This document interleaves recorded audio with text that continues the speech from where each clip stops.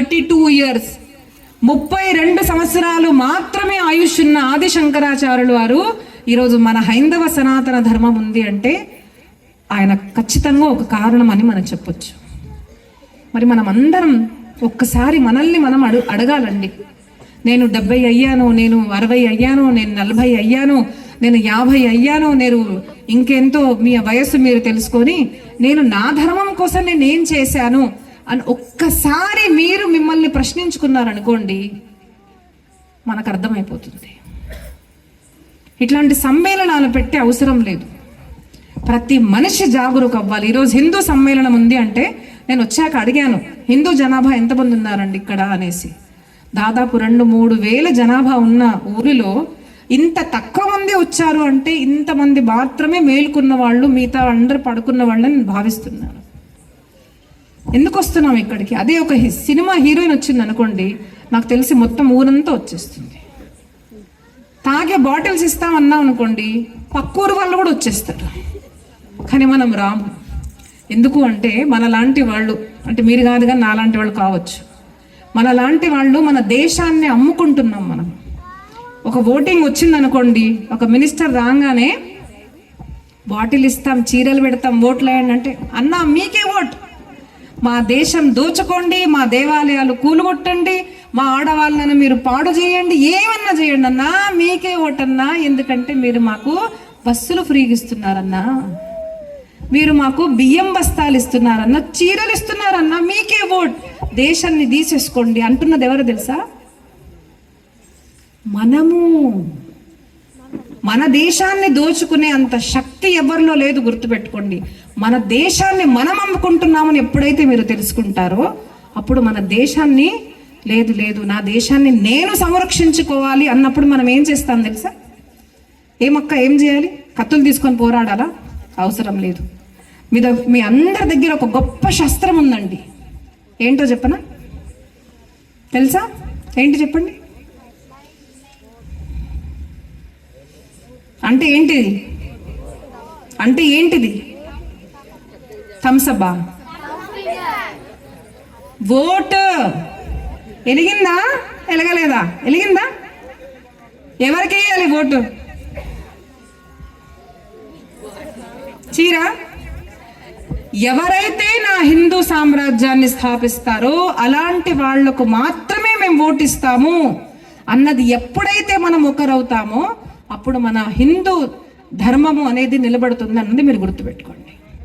మనందరికీ సిగ్గుండాలండి. అసలు నిజంగా మనం సిగ్గుపడాలి. అసలు మన భారతదేశంలో ఎక్కడైతే రాముడు నడియాడాడో అలాంటి భారతదేశంలో రాముడు దేవుడయ్యా, ఇక్కడే పుట్టాడయ్యా అయోధ్యలో అని ఎన్నో ప్రమాణాలు ఉన్న వేదాల్లో ఉన్నాయి, పురాణాల్లో ఉన్నప్పటికీ కూడా రాముడి యొక్క భూమి అని మనం మన భారతదేశంలో 500 సంవత్సరాలు పోరాడాల్సి వచ్చింది. సిగ్గుగా లేదు? మన బతుకులకు సిగ్గుగా అనిపించడం లేదు? మన దేశంలో మనం చెప్పుకోవాలా మా రామయ్య అనేసి 500 సంవత్సరాలు పోరాడాలా? ఎందుకండి? ఎందుకు అంటే గుర్తుపెట్టుకోండి, ఇతర మతస్థుల బలమంతా లేదు, మన బలం తెలుసుకోవడం లేదు కాబట్టి ఇది జరుగుతున్నది. కాబట్టి ఎవరైతే మన దేవాలయాలు రక్షిస్తారో, మన స్త్రీమూర్తులు రక్షిస్తారో, ఎవరైతే మన భారత మాతను సంరక్షిస్తారో వాళ్లకు మాత్రమే మేము ఓటిస్తాము అన్నది మనం ఎప్పుడైతే అందరం నిలబడతామో అప్పుడు మన భారతదేశం యొక్క సంరక్షణ జరుగుతుంది. తర్వాత మాట, భగవద్గీత అంటే మీకు ఎవరెవరు తెలుసు? చేతులు ఎత్తండి. అంటే ఏంటి చెప్పండి?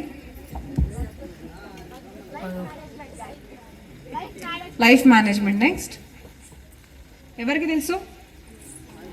నేను ఇందాక వచ్చానండి, రాగానే ఒక పాపను అడిగాను, నాన్న భగవద్గీత అంటే ఏంటిది?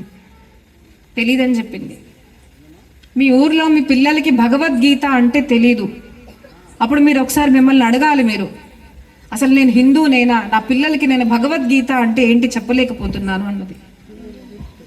దేవాలయాలకు వచ్చి బొట్టు పెట్టుకోవడం చెప్పారు కదండి అన్నగారు, వచ్చి బొట్టు పెట్టుకోవడం అన్నది కాదండి. మన దేవుడు ఎవరు అన్నది మనం తెలుసుకోవాలి అంటే మన సనాతన ధర్మ గ్రంథాల్లో చాలా ప్రాముఖ్యమైన ఒక గ్రంథము, చాలా చిన్న గ్రంథము అన్నది భగవద్గీత. అది కూడా మనకు తెలియదు, మన పిల్లలకు తెలియదు అంటే ఇంకా మనము ఇలాగే ఉండాలి. మన ముఖం మనం దాచుకోవాల్సిందే. హిందువులని చెప్పుకోవడానికి రాదు. భాయామృత భారత, భారతదేశంలో పుట్టాము, ఇక్కడ ఆధార్ కార్డు ఉంది కాబట్టి భారతీయులు కారు, గుర్తుపెట్టుకోండి. భారతీయ ఆర్య సనాతన సంస్కృతి తెలిసి ఉండాలి. దాని పట్ల మనకు గౌరవం ఉంటేనే మన భారతీయులంగా మారుతాము. కాబట్టి మన పిల్లలకి మనం భగవద్గీత నేర్పించాలి. మీ ఊర్లో వీళ్ళందరూ ఉన్నారు కదండి, వీళ్ళందరూ కూడా మీకు మణులుగా లభించారు ఖచ్చితంగా. ఎందుకంటే నేను ఇందాక కూర్చున్నాక నారాయణ స్వామి వారి భార్య అక్కడ కూర్చుంటే 2-3 తల్లులు వచ్చి ఆవిడకి నమస్కారం పెట్టారు. నాకు దాంతో అర్థమైపోయింది వీళ్ళు ఖచ్చితంగా ఏదో చైతన్యం ఊర్లో తీసుకొస్తున్నారనేసి, అంటే ఏదో మంచి కార్యం చేస్తున్నారు. ఇంకో అబ్బాయి గురించి చెప్పారు నాకు, హరికృష్ణ ఇస్కాన్లో ఉన్నారమ్మా, మొదట ఒకలాగా ఉండేవాడు, ఇప్పుడైతే వాల్మీకి లాగా జీవితం మారిపోయింది అనేది. గుర్తుపెట్టుకోండి, మనం అందరిలో కూడా ఎన్నో తప్పులు ఉంటాయి. తప్పులు ఉండడం తప్పు కాదు, తప్పును సరిదిద్దుకోకుండా అలాగే చనిపోవడం తప్పు. ఎన్ని తప్పులున్నా కూడా తప్పులు తెలుసుకొని ఒక జీవితాన్ని మార్చిన వారే రామాయణం రాసిన వాల్మీకిగా మీ ఊర్లో ఉన్న ఈ ప్రభుజీకి మనం అందరం కూడా ఖచ్చితంగా సహకరించాలి. నేను ఊరికి వచ్చాక అడిగానండి, ఇక్కడ అసలు ఏం పని జరుగుతుంది హైందవ సంస్కృతికి అంటే, ఆ చిన్న అబ్బాయి పేరు తీసుకున్నారు, నారాయణ స్వామి వారి పేరు తీసుకున్నారు, ఈ ప్రభుజీ వారి పేరు తీసుకున్నారు. మీరందరూ ఏం చేయాలి? అప్పుడప్పుడు కార్యక్రమాలని పిలిచి వీళ్ళని పిలవడం కాదు. మీరేమో అనుకుంటున్నారేమో వాళ్ళు ఏదో 100-200 ఇచ్చారు, అక్క మాట్లాడమన్నారు. నేను ఇప్పుడు వాళ్ళతో మాట్లాడలేదు అసలు, కానీ తెలుసుకున్నాను ప్రజల్లోకి వెళ్ళి. ఆ చైతన్యం ఖచ్చితంగా వీళ్ళు తీసుకొచ్చారు. మరి ఏం చేయాలి అంటే వీళ్ళ దగ్గరికి వెళ్ళి చెప్పాలి, బాబు మీరు కూడా మా ఊరికి వస్తుండండి, మాకు భగవద్గీత నేర్పించండి. మీరు భగవద్గీత నేర్చుకోవాలి అంటే వీరు ఉన్నారు ఆన్లైన్లో. ఇప్పుడు గీతా పరివార్ మీకు చెప్పారు కదండి, గీతా పరివార్ అన్న సంస్థ 180 దేశాల్లో 14 భాషల్లో భగవద్గీత ఇంట్లో ఉండి మీరు నేర్చుకోవచ్చు, మీ పిల్లలకి నేర్పించవచ్చు. ఇప్పుడు ఒక రోజు పొద్దున మాకు సమయం కుదిరిందండి, మరుసటి రోజు కుదరలేదు అంటే మరుసటి రోజు సాయంత్రం కుదిరితే సాయంత్రం నేర్పిస్తారు. ఇలాగా www.learngita.org నేను డీటెయిల్స్ మీకు పంపిస్తాను, చందన్ రెడ్డి గారు వాట్సాప్ గ్రూప్లో పంపిస్తాను. ఆన్లైన్లో అందరూ నేర్చుకోవచ్చు. మీరు పెద్దవారైనా కూడా కనీసం ఒక 5 శ్లోకాలన్నా నేర్చుకోని నేను చనిపోతాను అన్నది మీరు ఈరోజు ప్రణం తీసుకోండి. మనం హిందువులం అంటే మనకు ఒక భగవద్గీతలో 5 శ్లోకాలన్నా రావాలి. మన పిల్లలకి ఒక 700 శ్లోకాలు మనం నేర్పించలేమని భావించాలి. అది ఫ్రీ ఆఫ్ కాస్ట్ అండి, డబ్బులు ఏమీ లేవు, అవి వాళ్ళకి తెలుసుండాలి. తరువాత మన భారతదేశం మనకు తెలియాలి అంటే మన రాముడు, కృష్ణుడు, మహాభారతం, భాగవతము, శివపురాణము, దేవీ పురాణము ఇవన్నీ కూడా మనకు తెలుసుండాలి. అవి తెలియలేదనుకోండి మనకు మన చరిత్రనే తెలియదు. మీరు ఎవరికయ్యా పుట్టారు అంటే మనం చెప్తాం కదండి, ఫలానా ఫలానా మా అమ్మ నాన్న అని చెప్తాం. మరి మన భారతదేశ చరిత్ర చెప్పాలంటే వాళ్ళ గురించి చెప్పాలి కదా. సూర్యవంశం అంటే ఏంటిది, చంద్రవంశం అంటే ఏంటిది, కృష్ణుడెవడు, రాముడెవడు, ఎందుకు మేము వాళ్ళని పూజిస్తున్నాము అని మనం చెప్పగలగాలి. అది మనం చెప్పలేదు అనుకోండి, అప్పుడు ఏమడుగుతారు అంటే ఎందుకయ్యా రామ దేవాలయం కట్టారు, దానికన్నా అన్ని కోట్ల డబ్బులు పెట్టి హాస్పిటల్ కట్టచ్చు కదా అంటారు. అప్పుడు మనలాంటి వాళ్ళు కూడా అవును కరెక్టే కదా, డబ్బులు తీసుకుంటున్నారు అని అంటారు. కానీ మనకు తెలుసుండాలి, రామ దేవాలయం కట్టింది ఒక బొమ్మకు కాదు,